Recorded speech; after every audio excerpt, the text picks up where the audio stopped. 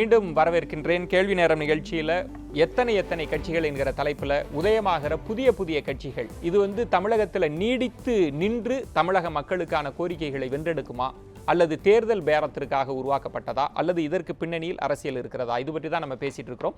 நம்ம தொடர்ந்து விவாதிக்கலாம். அப்துல் கலாம் லட்சிய இந்திய கட்சியிலிருந்து திரு குமார் அவர்கள் வந்திருக்கிறார். வணக்கம் திரு குமார். வணக்கம்.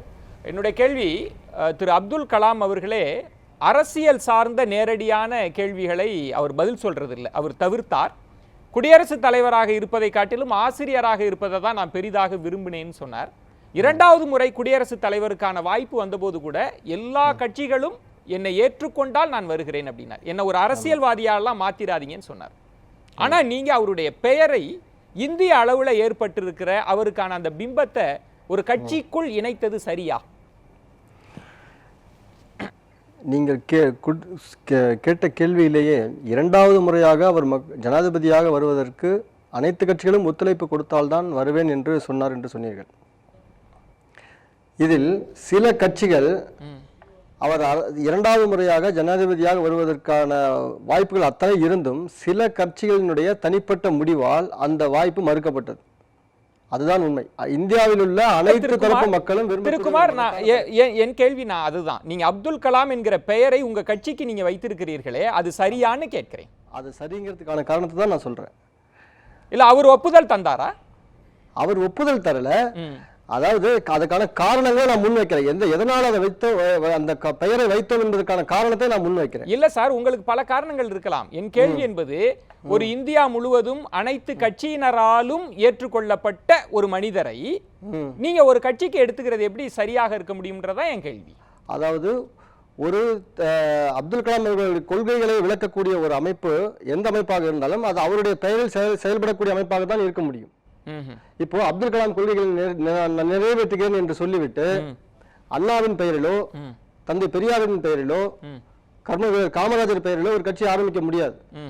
நாங்கள் யாரை ரோல் மாடலாக இருக்கிறோமோ, யாருடைய கொள்கைகளை மக்கள் முன்னிலையில் எடுத்து செல்கிறோமோ அவர்களுடைய பெயரில் கட்சி இருப்பதுதான் முறையானது. சரி, உங்க கட்சிக்கான தேவை என்ன வந்தது திரு குமார்?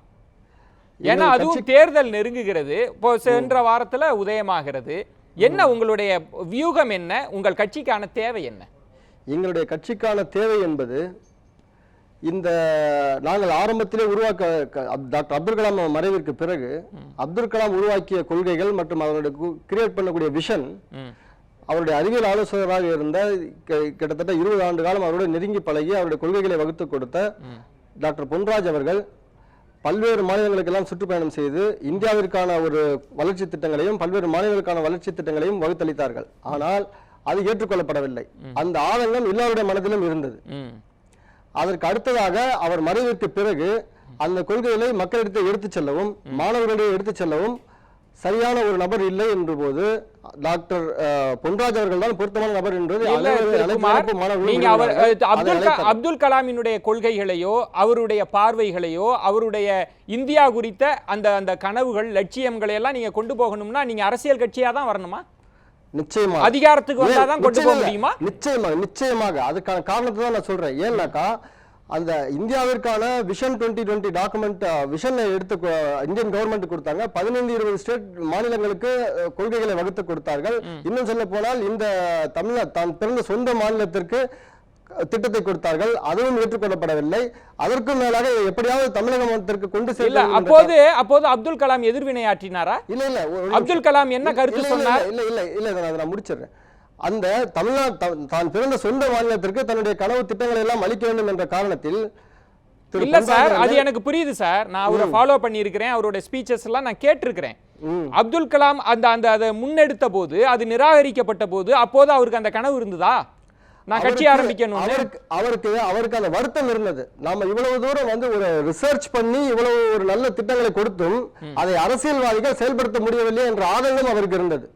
அதனாலதான் இதுதான் தேவை. உங்களுடைய கட்சியினுடைய பிரதான நோக்கமாக நீங்க ஊழல் ஒழிப்பு, லஞ்சம் இதைத்தான் முன் வச்சிருக்கிறீங்க.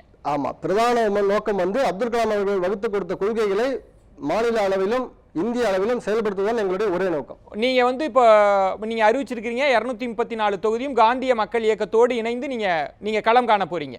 மற்ற கட்சிகள்ன்றது நீங்க இப்ப மற்ற கட்சிகள் எல்லாவற்றையும் நீங்க எப்படி பார்க்கிறீங்க? அவர்களோடலாம் கூட்டணி உறவெல்லாம் வச்சுக்க மாட்டீங்க, அப்படித்தானே? அப்துல் கலாம் கொள்கைகளை ஏற்றுக்கொள்ளக்கூடியவர்கள் சார் நீங்க எந்த கட்சியை போய் கேட்டாலும் எல்லாருமே ஏத்துக்கிறோம் தான் சார் சொல்லுவாங்க. இல்ல யாரு சார் நிராகரிப்பாங்க? இல்ல அதை ஏத்துக்கிட்டு செயல்படுத்தலங்கிறது ஆதங்கம். அப்ப எந்த கட்சியெல்லாம் ஏத்துக்கல அதை சொல்லிடுங்க. இன்றைக்கு இருக்கக்கூடிய திமுக ஏத்துக்கல, அதிமுக ஏத்துக்கல. அப்ப இங்க இருக்கக்கூடிய பிரதான கட்சிகள் 2 கட்சிகள், இவர்கள் தான் தொடர்ந்து மாறி மாறி ஆண்டு வந்திருக்காங்க. திமுக அதிமுக தவிர்த்த கூட்டணிகளை கூட நான் எதிர்பார்க்கலாம் அப்துல் கலாம் லட்சிய இந்திய கட்சியோடு. அதாவது கூட்டணி என்று வரும் பொழுது ஒன்றை நான் தெளிவாக சொல்ல விரும்புகிறேன். டாக்டர் அப்துல் கலாம் வகுத்து கொடுத்த கொள்கைகளை முழுமையாக ஏற்றுக்கொள்ளக்கூடியவர்கள், எங்களுடைய தலைவர் திரு பொன்ராஜ் அவர்களை முழுமையாக ஏற்றுக்கொள்ளக்கூடியவர்கள் யாராக இருந்தாலும் தலைவராகவா செயல்படும். தலைவராகவா முதல்வர் வேட்பாளராகவா? நிச்சயமாக. மாற்று கருத்து நன்றி. நீங்களும் இப்ப அடுத்த இன்னொரு முதல்வர் வேட்பாளரையும் நம்ம இணைத்து தான் விவாதத்துல பேச வேண்டியிருக்கும்னு நினைக்கிறேன். திரு ஷியாம், நம்ம யதார்த்த களத்திலிருந்து ஒவ்வொருத்தருக்கும் தேவை 1000 பூக்கள் மலரட்டும் அப்படின்லாம் நீங்க சொல்லிட்டீங்க. ஆனா யதார்த்த களம் என்பது இந்த இயக்கங்கள் பல பேர் இயக்கம் கண்டு சோர்வடைந்து திரும்பினதை தான் நம்ம பார்க்கிறோம். ஈவிகே சம்பத் அவர்கள்லாம் அரசியல்ல ஞானம் பெற்று ஆழம் கண்டவர்லாம் திராவிட இயக்கத்தால் பாராட்டப்பட்டவர். ஆனா ரொம்ப சோர்வாகத்தான் அரசியலில் இருந்து அவர் விலக வேண்டிய வந்தது. நான் அப்படிதான் கேட்கிறேன். பல இயக்கங்கள் காணாமல் போயிடுச்சு. ஏன் இப்படிப்பட்ட இயக்கங்கள் காணாமல் போகாதுன்னு நான் கேட்கிறேன். இயக்கங்களாக இருந்தால் அவர்களுக்கென்று ஒரு குறிப்பிட்ட எல்லையிலான கொள்கைகள் இருக்கும். உதாரணமாக உதயகுமார் அவர்கள் இருக்கிறார்கள், அணுசக்தி எதிர்ப்பாளர் என்று அவரை வைத்துக் கொள்ளலாம். இப்படி ஆங்காங்கு இப்படி இருக்கிறார்கள். இவர்கள் தான் இயக்கம். இந்த இயக்கத்திலிருந்து திருப்பி கட்சியாக அது மாறும்போது நீங்கள் சொல்வது போல ஒரு 90 விழுக்காடு காணாமல் போய் விடுகிறார்கள், அல்லது சிலர் பெரிய கட்சிகளிலே போய் இணைந்து விடுகிறார்கள். நான் என்ன கூறுகிறேன் என்றால், இந்தியா மாதிரி ஒரு பன்முகத்தன்மை கொண்ட ஒரு நாட்டிலே நிச்சயமாக இது போன்ற பன்முகத்தன்மை கொண்ட பல கட்சிகள் வரத்தானே செய்யும். அதை தேர்தலுக்கு தேர்தல் என்று இல்லை, ஒவ்வொரு தேர்தலிலும் வந்திருக்கிறது. ஒரு பத்திரிகை சார்பாக நாங்களே 234 தொகுதிகளிலும் வேட்பாளர்கள் நிறுத்தி இருக்கிறோம், 40 தொகுதிகளிலே வேட்பாளர்கள் நிறுத்தி இருக்கிறோம், பாண்டிச்சேரியிலே எல்லா தொகுதிகளிலும் வேட்பாளர்கள் நிறுத்தி இருக்கிறோம். வாட்ச்டாக் கேண்டிடேட்ஸ் என்று அப்போது நாங்கள் சொல்வோம். இவர்கள் ஒவ்வொரு கூட்டத்திற்கும் போய் தேர்தல் முறையால் அதற்கு பிறகு ஏன் நிறுத்தவில்லை என்றால் அங்கதான் நான் சிக்கலை கேட்கிறேன். ஏன் நிறுத்த முடியல? நிறுத்த முடியும், கண்டிப்பாக நிறுத்த முடியும். நிறுத்துவது என்பது பிரச்சனை அல்ல. ஆனால் எங்களது நோக்கம் என்பது ஒரு எல்லைக்குள் இருந்தது. இந்த வாட்ச்டாக் கேண்டிடேட்ஸ் அந்த தேர்தலை அவர்கள் கண்காணிப்பார்கள். அந்த கண்காணிப்பு பணி முடிந்த பிறகு அடுத்த தேர்தலில் எங்களுக்கு தேவை. சொல்றேன், அதாவது இவர் மட்டும் இல்ல, முன்னாடி 84ல டாக்டர் உதயமூர்த்தி ஆரம்பிச்ச அந்த மக்கள் இயக்கம் இருக்கட்டும், அதாவது சிவாஜி கணேசன் கட்சி ஆரம்பிச்சாரு, பாக்கியராஜ் எம்ஜிஆருடைய வாரிசுன்னு சொல்லி கட்சி அமைச்சாரு, அதன் பிறகு டி ராஜேந்திரன் பல பேர் கட்சி ஆரம்பிச்சிருக்காங்க. தேர்தலுக்கு அப்புறம் காணா போயிட்டாங்க. ஏன்னா சமூக நலன் இல்லைன்னு வைங்களேன், அதை தேர்தலுக்காக சமூக நலன் இல்லன்னு சொல்லிட முடியாது. தேர்தல் வித்தையில அவங்க மாஸ்டர் பண்ணல. அது சிவாஜி அவர்கள் பெரிய கனவுகளோட உங்களுக்கு இப்ப என்னுடைய கேள்வி, நீங்க தோழமை கட்சியாக இருக்கிறீங்க. அதிமுக போன்ற பெரிய கட்சிகளுக்கே நாங்க ஒரு இயக்கமாக இருந்து அழுத்தம் கொடுத்து தான் அவங்களை செயலாற்ற வைக்கணும்னு சொல்றேன். கண்டிப்பா. இப்ப நான் இந்த 5 ஆண்டு காலத்துல இஸ்லாமியர்கள் தொடர்பாக நீங்க விஸ்வரூபம் படம் வந்த போது ஒரு நிலைப்பாடு எடுக்கிறீங்க. ஏர்வாடியில் கொலை செய்யப்பட்ட இஸ்லாமியர் குடும்பத்துக்கு உதவுனாங்க அப்படின்னோடனே உடனே ஒரு பாராட்டு விழாவெல்லாம் நடத்துறீங்க. ஆனால் இவ்வளவுதான் இருந்ததா இஸ்லாமியர்களுக்கான கோரிக்கை? நான் என்ன கேட்கிறேன்னா இல்ல திரு ஜவஹர் அலி, பாரதிய ஜனதா மத்தியில் ஆட்சியில் வந்த பிறகு இருங்க ஒரே விஷயம், பல நிலைப்பாடுகள்ல அதிமுக மௌனமாக இருந்தது. மத்திய அரசை கண்டிக்க கூட இல்லை. தாத்ரியாக இருக்கலாம், பல சம்பவங்கள்ல அதிமுக மௌனமாக இருந்தது. உங்கள் இயக்கம் அதிமுகவுக்கு என்ன அழுத்தம் கொடுக்கும்? இல்ல கண்டிப்பா இதுல நான் சொல்றேன், அதாவது இஸ்லாமிய இயக்கங்கள் அரசியலை மட்டும் குறிக்கொள்ள, அதாவது இப்ப பாபர் மசூதி இடிக்கப்பட்டதுக்கு அப்புறம் தான் இல்ல சார், நான் சொல்றேன் இல்ல சார், என்ன நான் தெளிவா கேக்குறேன் திரு ஜவஹர் அலி, இஸ்லாமிய இயக்கங்கள் அதிகமா இல்ல திரு ஜவஹர் அலி, இல்ல நீங்க அந்த மக்களுக்காகவே உங்களோட கோர் அஜெண்டான்றது உங்களுடைய மக்கள் அதற்கான நலன் இருக்கிறப்ப தான் நான் கேட்கிறேன். கண்டிப்பா இவ்வளவு சம்பவங்கள்லாம் நடந்த போது நீங்க பாராட்டுனா உடனடியா பாராட்டிடுறீங்க. அதிமுகவுக்கு இடைத்தேர்தல் முழுவதும் உங்களுடைய ஆதரவு கொடுக்கிறப்ப என் கேள்வி, ஏன் தாத்ரி சம்பவமோ ஏதோ ஒரு சம்பவம் நடந்த போது மத்திய அரசை ஏன் தமிழக அரசு கண்டிக்கல? அதிமுக கண்டிக்கல. அரசாங்கம் கண்டிக்க முடியாது, அரசாங்கம் கண்டிக்க முடியாது, எதிரான நடவடிக்கையில் ஈடுபடவில்லை.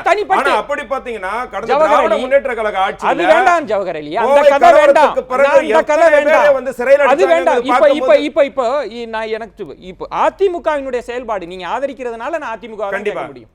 அதிமுக பொறுத்த வரைக்கும் முஸ்லிம்களுக்கு எதிரான நடவடிக்கை எந்த நடவடிக்கையில் ஈடுபடவில்லை. அவங்க ஈடுபடல சார். அவங்க செயல்பாட கேட்கிறேன். இப்ப சிறைச்சாலையில் இருக்கக்கூடிய இஸ்லாமியர்களுக்கு என்ன நிலைப்பாடு இந்த 5 ஆண்டுல எடுத்தாங்க?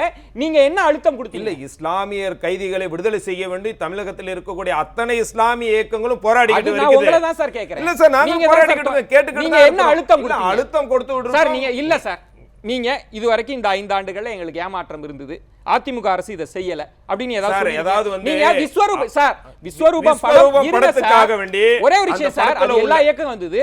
நீங்க அரச பாராட்டணும்னா முதல் வரிசையில நின்று பாராட்டுறீங்க, கண்டிக்கிற போது எல்லா இயக்கங்களோட போய் நீங்க மறைஞ்சுக்கிறீங்க. இல்ல, கண்டிப்பா அப்படி இல்ல. இந்த விஸ்வரூபம் படத்தை இஸ்லாமியர்களுக்கு எதிரான கருத்துக்கள் இருக்கும்போது அந்த கருத்துக்களை நீக்க சொல்லி உத்தரவிட்டது மாண்புமிகு அம்மா. அது நீங்க பாராட்டு. என் கேள்வி, இப்ப நீ உங்களுக்கான முதன்மையான கோரிக்கையா இருக்கிற சிறையில் இருக்கக்கூடிய இஸ்லாமியர்களை விடுவிக்கிறது கண்டிப்பா சார். இந்த 5 ஆண்டுகள்ல நீங்க என்ன சார் பண்ணீங்க? கண்டிப்பாக இஸ்லாமிய சிறை கைதிகளை விடுதலை செய்ய வேண்டும் என்று கோரிக்கை வச்சுக்கிட்டு தான் இருக்கோம். எப்ப வச்சீங்க? இல்ல, கடந்த 5 வருடம் நாங்க எல்லா இஸ்லாமிய அமைப்புகளும் இருங்க சார். இப்பயும் நீங்க தோழமையில தானே இருக்கீங்க. கண்டிப்பா கண்டிப்பா. நாங்க பல கட்சிகள் சார், அதை விடுங்க சார். நான் நீங்க தான் உங்க கட்சி சார்பா நான் பேசுறேன். இன்றும் அவங்க இஸ்லாமியர்கள் சிறையில் இருக்கிறது, அதுக்கான காரணங்கள் விடுவிக்கலாமா வேண்டான்றது வேற விஷயம். அது வேற விஷயம். நான் அதற்குள்ள எல்லாம் வரல.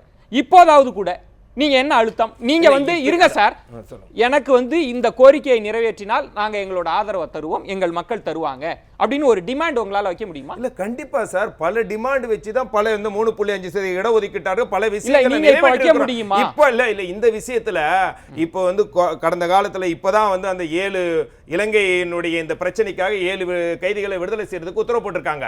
இது இஸ்லாமியர்கள் விடுதலைக்கு இது முன்னுதாரணமாக அடிப்படையாக இருக்கும். ஆனா இஸ்லாமிய அமைப்புகளை பொறுத்த வரைக்கும் தொடர்ந்து கோரிக்கை வச்சுக்கிட்டு தான் இருக்காங்க. தேர்தல் கூட்டணியில நீங்க வைப்பீங்களா?